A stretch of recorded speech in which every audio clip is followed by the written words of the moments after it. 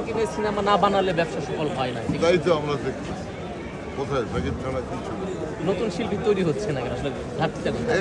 এরা ছবি নাই বলে ছবি থাকলে ঠিকই। আপনি তো অনেক চলচ্চিত্র অভিনয় করেছেন, মানে এখন আসলে আপনার একটু বয়স হয়েছে, এই সময়টা আসলে কিভাবে কাটাচ্ছেন নিজেকে?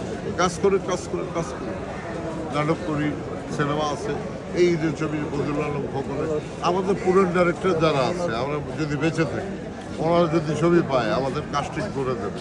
কারণ আমরা এই পর্যায়ে চলে গেছি অনেক শিল্পী যে ওই ক্যারেক্টারই বলে দেয় যে এই লোককে নিতে হবে।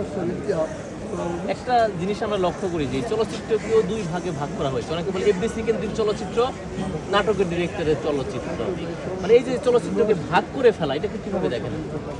এটা ভাগটা কিছুই না, এটা ব্যাপার হচ্ছে যারা নাটক করেন তাদের একভাবে জন্ম, আমাদের একভাবে জন্ম, এটা সবাই মনে করতে একই ক্যামেরায় শুটিং করা হয়।